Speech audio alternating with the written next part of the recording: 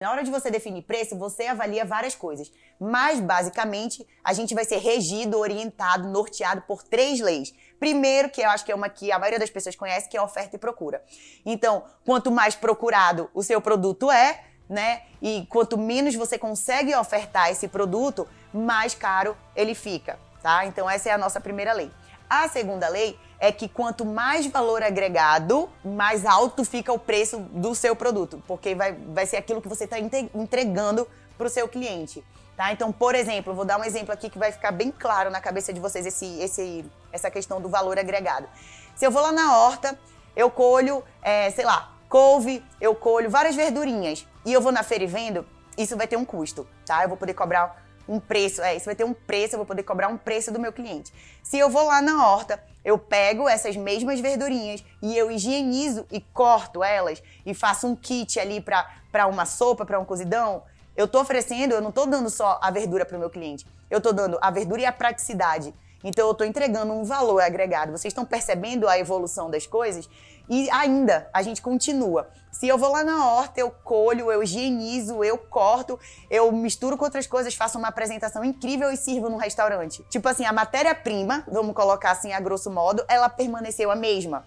Mas conforme eu vou mudando, conforme eu vou agregando valor a essa mesma matéria-prima, ela passa a ter um preço diferenciado. Porque a gente não está mais falando apenas sobre a matéria-prima, a gente está falando sobre a matéria-prima e o que você está entregando para o seu cliente. E o terceiro ponto que a gente tem que avaliar para dar o valor do nosso produto é o potencial de substituição. Samantha, o que é isso? Eu nunca ouvi falar.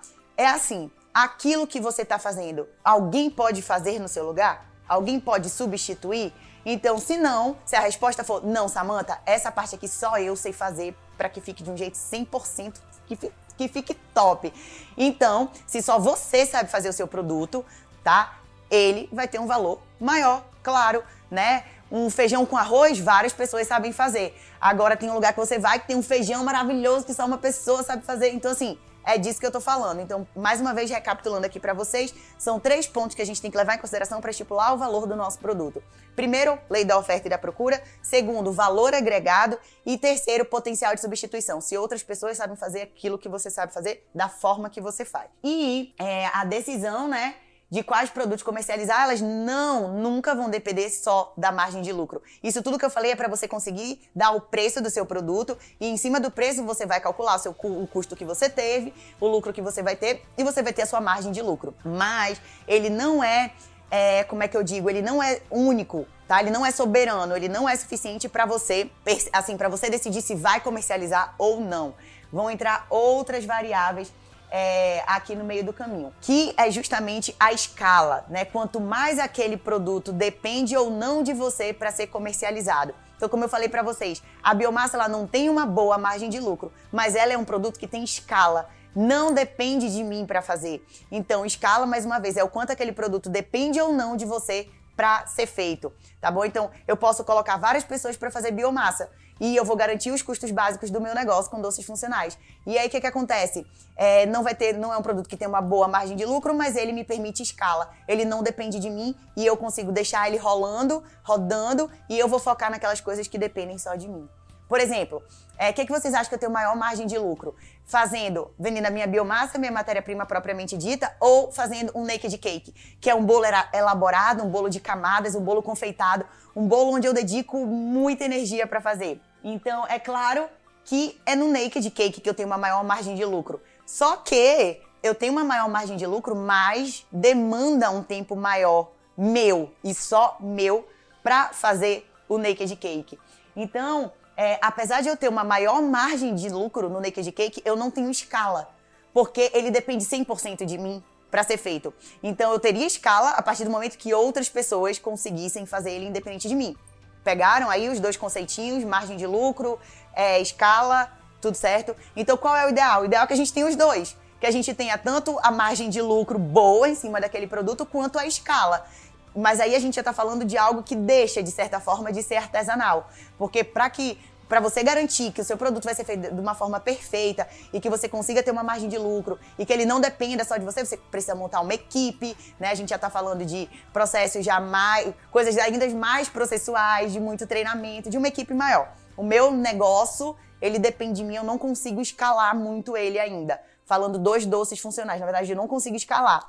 Eu consigo escalar a produção da biomassa. Dos doces, essa escala é muito limitada e o nosso desafio é justamente tornar ele um produto, além de ter uma margem de lucro boa, deixar ele escalável. E o que acontece? O que a gente percebe? Que tem muita gente que, a título de vender os seus produtos, elas se desvalorizam. E aqui a gente chama de desvalorizadores. São pessoas que, tipo assim, elas não valorizam o tempo de trabalho delas. O que elas estão... É o tempo delas mesmo, tá bom? Então, o que acontece? O primeiro passo, gente, é você acreditar no seu produto. Isso tudo que eu tô falando pra vocês é partindo do pressuposto de que você acredita no seu produto, que você vive o seu produto. Porque não tem como você aplicar esses conceitos se você estiver fazendo algo que você mesmo não acredita. Então, tudo começa com você acreditar no que você faz, com o seu produto estar alinhado com aquilo que você defende, tá? As coisas precisam estar caminhando lado a lado. A gente chama de congruência, que é quando aquilo que você vive, aquilo que você defende e aquilo que você faz estão alinhados. Não tem como, é muito difícil a gente dar credibilidade e é muito difícil a gente crescer quando nossa vida está toda incongruente. Quando você fala uma coisa, né, os seus hábitos são um, a sua vida é outra e você faz outra. Aí quem te olha fica perdido, não consegue definir quem é esta pessoa que está por trás de tudo isso. Então gravem esse conceito também, ainda mais a gente que está falando de um trabalho com doces funcionais. Aqui essa questão é bem polêmica, né? Eu vou puxar pro meu lado, que sou dentista, mas eu, Samantha, tá? Podem falar, cada um tem seu ponto de vista e fiquem à vontade, eu respeito todo e qualquer ponto de vista.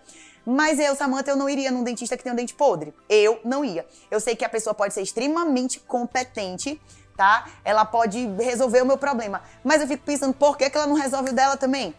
Né? Então, assim, eu, Samantha, tá? Então, eu gosto muito de trabalhar, de ter ao meu lado, de ter parceiros que são congruentes, porque eu busco a minha congruência. Então, eu defendo o meu produto, eu ofereço um produto que eu vivo, que eu faço, que é uma extensão da minha vida, como eu já falei pra vocês. Então, o primeiro ponto aqui, pra você não ser um desvalorizador, tá? Não desvalorizar o seu tempo de trabalho, é você acreditar no seu produto. E, por exemplo, o meu produto, eu sei da capacidade que ele tem, do potencial que ele tem de transformar a vida das pessoas, de levar saúde pra vida das pessoas. Os meus produtos, eles levam muita energia minha. Eu me dedico 100%, né? Quando eu tô ali fazendo eles, é dedicação 100% mesmo. Então, eles levam muita energia minha, além de levar o meu esforço físico, também leva o meu esforço mental, leva todo tipo de esforço. E eu me dou 100% pra fazer. Então, ele tem um custo. Eu valorizo o meu tempo de trabalho, eu valorizo a minha entrega.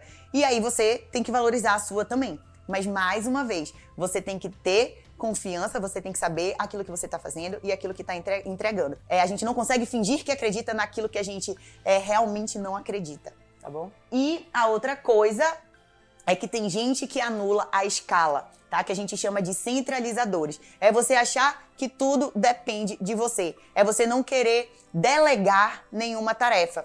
Então, você está matando com a sua escalabilidade. Eu tive muita essa dificuldade no começo, confesso que ainda tenho um pouco. Eu sou muito centralizadora, eu gosto de estar em todas as etapas da minha produção, gosto de fazer quase tudo sozinha, mas a gente tem que ter consciência de que se a gente quer escalar o nosso produto, que é fazer produtos que não dependem da gente para rodar, a gente precisa delegar, a gente precisa descentralizar.